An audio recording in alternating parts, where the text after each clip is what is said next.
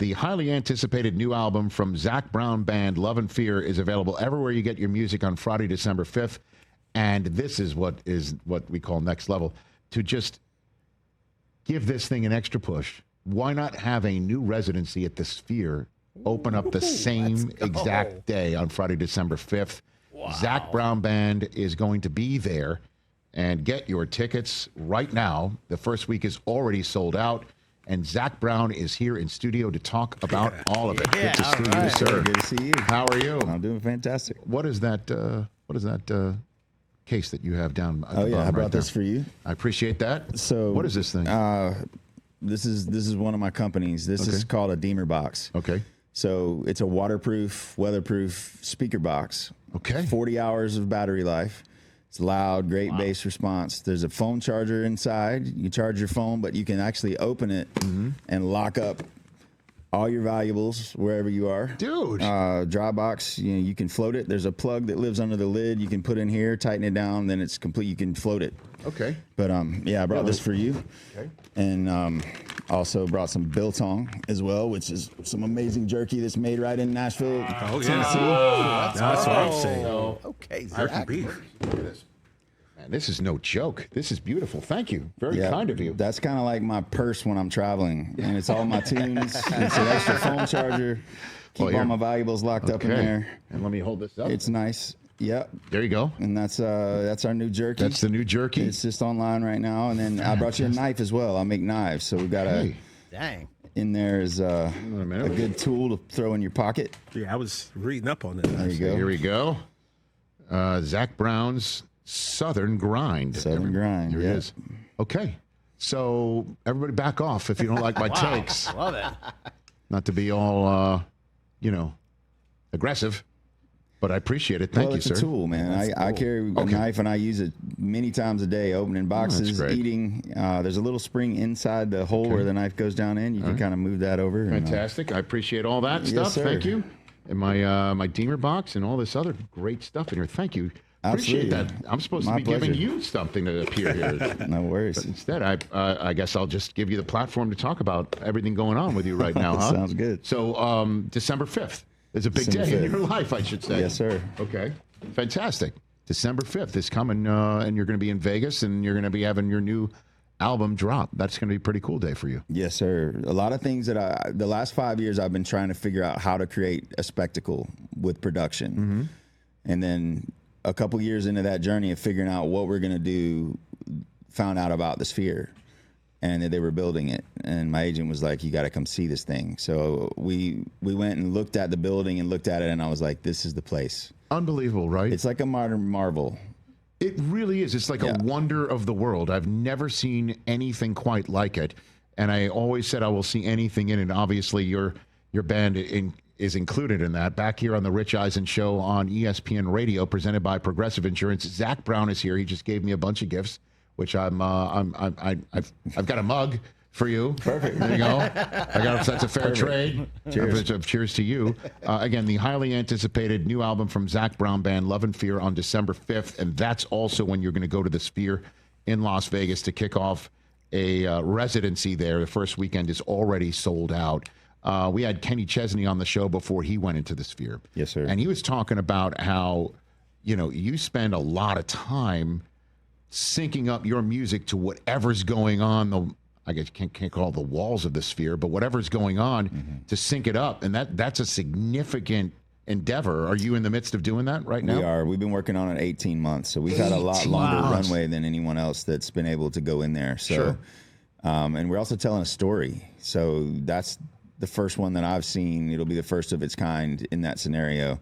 And the title, Love and Fear, you can boil most of your decisions in your life based out of one of those two things. Yes. And I try not to base my decisions on fear, but on the love of doing something and believing that it's a worthy cause. But the juxtaposition that we get to create in the content of being able to be there. So every one of the human emotions, we're going to try to pull on that string. There's like horror, jump scare moments, and then going on into soaring, beautiful things. So a rise and fall of all these things of tension and release and things, kind of like the storms we all go through in life where we'll have really difficult times. It seems like things happen in 3s or 6s or 9s, like however many times. And then we get through those things, and all the hard things that ever happened to us, we look back on, and it's like I was learning something through that. I couldn't see it at the time, but Yes. it's just been life's been a series of those things for me, and getting to tell that story and about my childhood, about a lot of things that only people that were really close to me would know. Getting to do that and then create all the content behind everything. I got to work with a 40-piece orchestra for this. We recorded it for the album and filmed it for Sphere. We got a 20-piece choir. That you're bringing into the Sphere with you? Oh, or no, we filmed them. And so you'll be putting We them... film them, yeah. Their content, we'll have them as part of it. But Dude. being able to, That's gonna be even the amazing. new album, we got a new song that just came out with Dolly, and it's called Butterfly. 40-piece orchestra on that. Getting to work with her, getting to have the orchestra on it, all things. Getting to produce an album that's on the level where there's really not, I'm just going big on everything. And all the convergence of all the promotion, and we're all independent. So, we're not with a record label, and we've just put our own marketing dollars and our own efforts behind this to expose it, get it out, release some of the songs along the way. So some of the people that hear them in the Sphere, if they're fans, they've had a chance to kind of get to know some of the songs that we're doing, and then playing a lot of the songs that people would expect, playing some of the curveballs that we love to do cover wise. Sure. But it's this is a love letter to our fans, and the amount of work that's gone into it and pulling something off on this level is just a reminder that we're not slowing down. We're in this, and we'll always be performing, and we owe a lot to our fans. They're the ones that have carried us through decades and staying relevant. So this is a big statement for us, and getting to do it in that building is an honor, and getting to do it with the team of people we've got together to make it magic.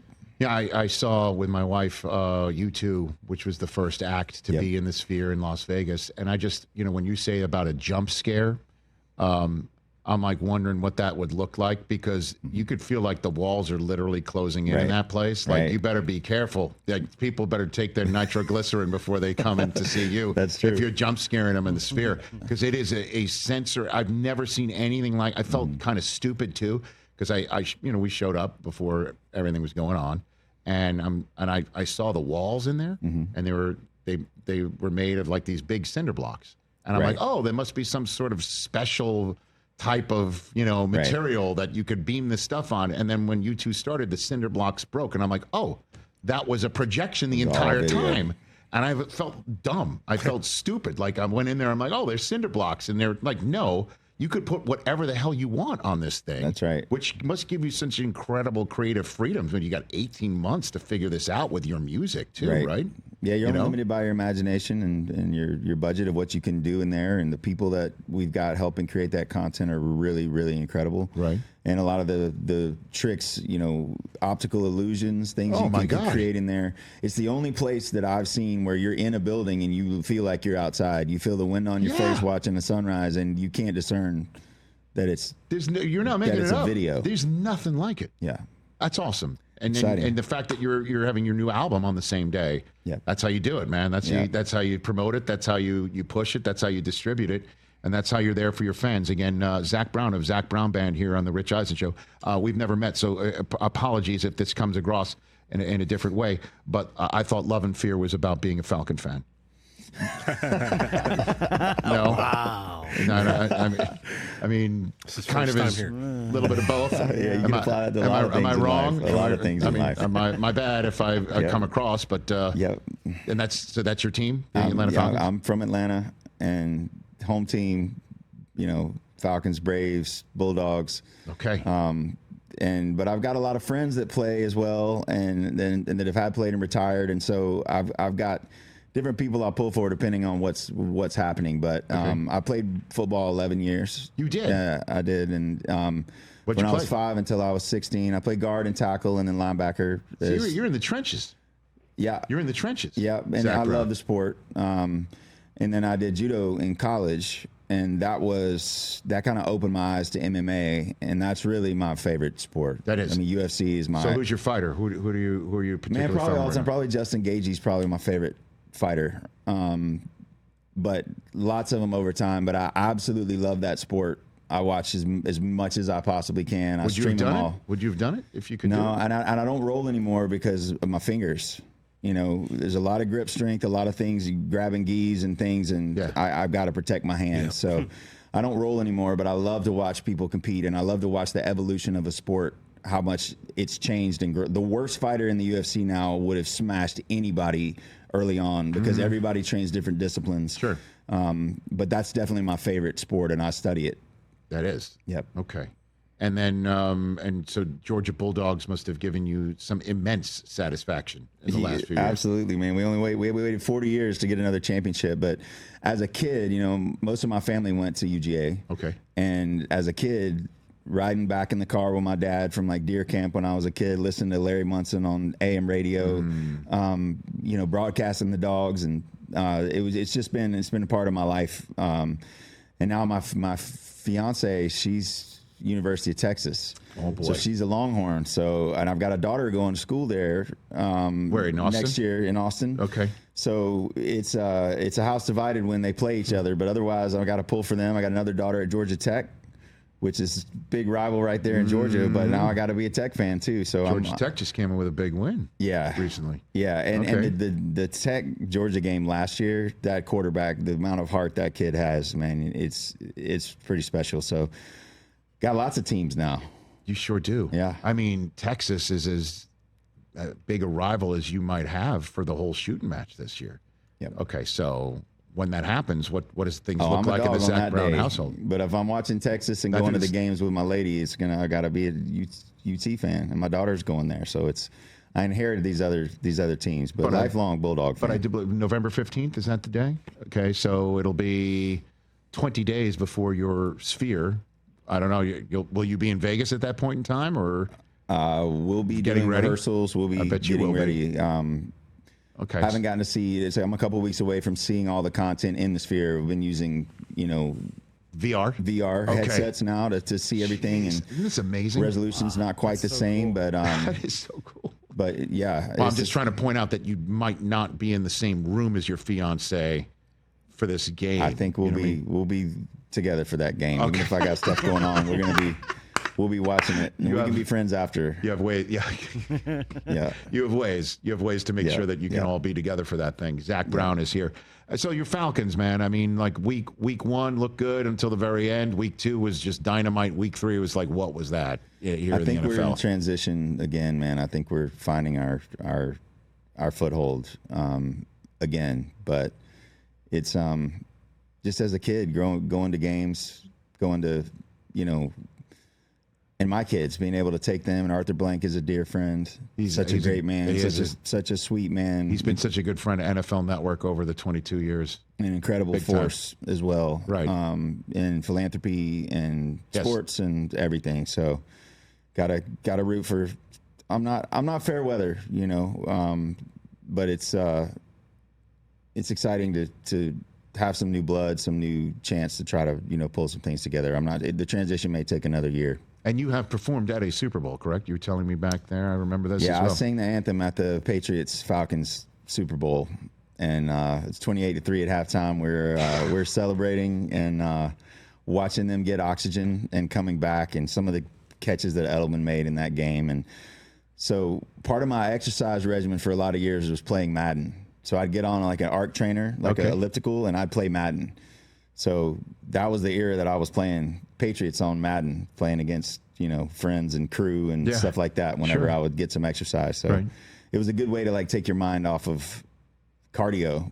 Just to, you play a full game and an hour goes by and it's like, you get it done. But it's yeah. But you had to be sitting there thinking, I sung the national anthem here today. This is one of the greatest days of my entire life. I sing the national anthem in a Super Bowl. Brutal. Atlanta's up 28-3 in a Super Bowl. And did you think you had something to do with it at that point in time? A little part of you? Were you sitting there watching? I withdraw any claims that I had anything to do with the success of that game. But that was a tough one. Tough loss. Matt Ryan's one of my favorite people to meet, too. Matt Ryan's just a great dude. Guy. So who are you mentioned that you have friends who are playing in the league that are also... J.J. Watt was a great friend. And watching my kids get him out at Foursquare at the house was pretty fun. And then he'd get mad, and when he'd hit the ball, it would turn into a frisbee as it flies through the air. Makes sense. That tracks. Playing with him and his brother, and TJ, and being able to just hang out and play Foursquare. And we have a nonprofit, a campus that we built called Camp Southern Ground, and it's like a college, university quality campus. We do kids camps there. So me and JJ snuck through the woods while camp was going on, and the kids are out playing games and stuff, and jumped in and got to play with them and hang out. Yes. And people. Matt Stafford's a friend. And He's in line for another Super Bowl. him coming through UGA and getting to be friends there with you him. go. And, Okay. great guy. So got to pull for my boys when they're playing. Yeah, Stafford. He was this close to 3-0 this past weekend too, and he's got a real shot to win one more and make the Hall of Fame. I'm not mincing any words here. Yeah. He's that good. I mean, I think he's now he's over 60,000 yards in his career. I think he just tied Matt Ryan for most touchdown passes in a career. Yeah. I mean, he's right there. Yeah, He's right there. I'm happy for him. He's a Georgia guy. Okay, so he's one to go. So before I let you go, what makes a good song? I know I'm going really sort of esoteric here on you. What do you think makes a good song, Zac Brown? I think it's the relatability. I think when someone hears it and they can feel part of themselves in that song. Yep. I think a great song bridges together our human experiences that we have. If I write a song about my daughters and share that, if someone else that's a dad can hear that song and it hits them hard, that kind of transcendence of emotion, and certain songs are just like, I have a new song out with Snoop, and that one's just for fun. And then I have the song with Dolly, which I wrote about for my kids, and getting to have one that really makes you feel something. It's like great art. When you look at great art and you look at a 2D object and it makes you feel something, a song is the same way, and descriptively putting it in a setting and putting it in some way that it relates to someone. And so that's what I'm chasing. I'm chasing things that are common between us, and learning from like Willie Nelson and Dolly and other incredible songwriters. You can state something very simply, but on a lot of levels, it goes really deep in understanding it on the surface. But a great song marries together that message that connects us as human beings with an incredible melody, with harmony, with the timing of how it drops, with what it is. And you're searching for that chill bump moment where someone's listening to a song and it makes them cry, or it makes them have chills, or it makes them do that. And it's that combo of all those things kind of happening. And having 9 people in my band, it's more important what they don't play than what they do, because the space is just as important as the noise. So we're always trying to serve the song, and everybody in my band has such incredible musicianship. And ultimately, when we write a song, we figure out what kind of dress it's going to wear. Sometimes it's this big extravagant thing, and sometimes it's just very minimal. It's just like a guitar and a fiddle and voices. So there's a good mix of that on the new album, and I think it's one of the last forms that's relevant of American poetry, like what connects us as human beings. Which is important in this day and age, to say the least. You got a good Willie Nelson story for me before I let you go? Oh, I love Willie. And Willie and Dolly are like in such rare air. There'll never be another one of either one of them. When'd you meet him? Willie, I've met Willie several times. We opened up for him a long time ago, and I come on the bus and I walk through 2 or 3 elderly gentlemen that work with him that are kind of halfway passed out, kind of stoned, sitting there, and then I come in and I sit down at a booth, and it's like a carved booth like you'd have like at the Waffle House, but it's nice, and you're sitting there, and and he's rolling one, and he's talking, and he's trying to get you to partake before you go on and play, which he loves to do. He loves to try to just give people a smash so they go out, and then he likes to watch what happens. So you had to turn down. I couldn't do it. I had to turn down smoking with Willie because I had to work. But what an incredible guy, man! What an incredible legacy. And his son Lucas is a great friend. I've got a new song called "The Sum," SUM, which is really relevant in my life right now. It's one of the most personal songs that we've ever written, and wrote it with Lucas, with his son, who's just such a sweetheart and such an incredible talent as well. What a neat thing for you to be able to, write a song with Willie Nelson's son and turn down Willie Nelson when he's offering you something. And then Dolly Parton too, man. I mean, like, you want to talk about legend as well, to be around Kendra, her. my fiance, is really close with her as well and makes a line of jewelry for her, and we have a lot of ties that way, but there's not a sweeter, more talented, brilliant, beautiful human on the earth than Dolly. Dude, what a pleasure to meet you. Thank you for the gifts. You're welcome. The mug is yours to keep. Thank you. My pleasure. And again, Love and Fear is available everywhere you get your music on Friday, December 5th. And then on that night, along with the release of the new Zac Brown Band album, A Residency in the Sphere. Awesome. And I can't wait for you to show off your talents with this remarkable sensory experience. Thank you. In the Sphere. And so how long does the residency last? Just December and January. Okay. All right. So, Yep. so you're spending New Year's in Vegas pretty much, or? Not sure. Okay. We'll work on it. Yeah, not sure. I'm going to be in the middle of it. Got it. It's a lot of moving parts, a lot of things. Well, so. it'll be if you're in Vegas, want to go to Vegas, now you got a reason to do exactly that. What a pleasure to have you here. Anytime you want. Thanks, Rich. Appreciate you, man. Zac Brown, everybody, at Zac Brown and at Zac Brown Band on Instagram. Hey, you made it all the way to the end. Thanks for that. Check us out every single day streaming live on Disney Plus and the ESPN app, 12 to 3 Eastern.